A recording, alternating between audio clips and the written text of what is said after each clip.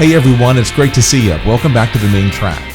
As you can see, we're doing things a little bit differently for this episode. We're obviously usually focused on full-size trains, but for this episode and for several going forward, we're literally scaling things down a bit.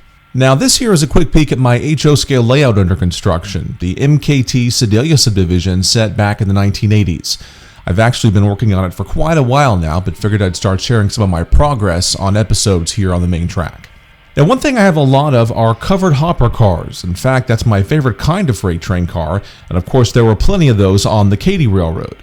Now, for this first modeling episode, we're going to take a look at two different types of covered hoppers and do a comparison between two brands, Intermountain and Tangent. These are models of the Pullman Standard PS2CD 4750 hopper. Now, I don't intend on this being any sort of review per se, where I give any sort of rankings or choosing a winner or anything, just showing a comparison and letting you decide what the best option is when it comes to shopping around. Now, Intermountain and Tangent are pretty top-notch companies when it comes to their super detailed models, and in fact, I have several from both companies on my layout. A little background on the prototype. The 4750 hoppers carried all sorts of grain and granular type materials like salts to fertilizer and chemicals. There were tens of thousands of these on the rails across the country. In fact, according to Tangent's website, there were 56,000 of these built between the early 1970s and 1981 when Pullman Standard discontinued this particular model. You can still find a lot of these roaming the rails out there, though of course by this point in their lives most are looking a little rough for their wear, going on 40 and 50 years old now. Well, the Katy, running through the central states, had feed mills and grain elevators of all sizes all over the system and pretty much in every town along the way. So to serve all those industries, the railroad owned and operated a lot of these types of covered hoppers. I bought my Intermountain hoppers from a train show a few years back, and they've been pretty good models. These are older cars, and according to the information I can find, these were released back in 2013. One thing that sort of bothered me about these Intermountain models has been the color. Now, the green Intermountain used for these is not quite the best match for the Whitman green color Katy used in real life. But for the most part, these are good enough and would have to stand in until something else came along. And that something else was Tangent's version of the 4750.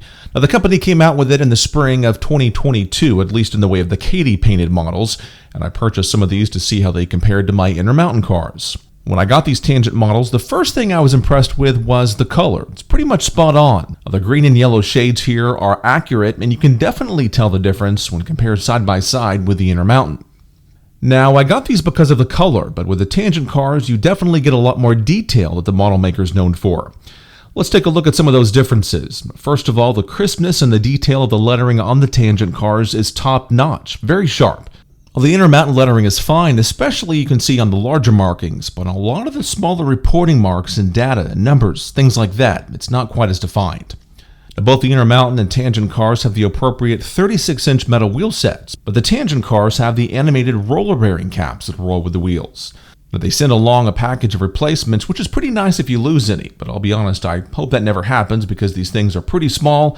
It's going to be a pretty big pain for my big fingers to try to wrestle those on. Both the Tangent and Intermountain cars have Katy couplers, so that's a pretty big plus for both. Now, while we're down here below, let's take a look at the unloading gates. These are the chutes where the commodity is unloaded. Now, you can see on the Intermountain chutes, they're a bit oversized for this particular make and model of hopper. It's appropriate for some cars on some railroads, but not for these particular Katy units. A Tangent, though, has the correct size gates here, representing those made by the Minor company. Heading to the top, both cars have nice see-through running boards. The Intermountain walkways are a little more basic. The Tangent models, though, look a lot closer to the real thing, appearing like grating. You can also see the Tangent has loading hatches that are more detailed and true to size on the widths and height of the covers. They're a lot more bulkier on the Intermountain. The Tangent also has jacking pads and the brake system closer to the prototype. You'll find the same high level of detail of things like the plumbing for the air brake system and uncoupling levers. Well, the Tangent also has a lot finer details when it comes to the ladders and the grab irons and stirrups. You can see they're a little more bulky on the Intermountain. Now, another thing you'll notice between the two models is the car body itself.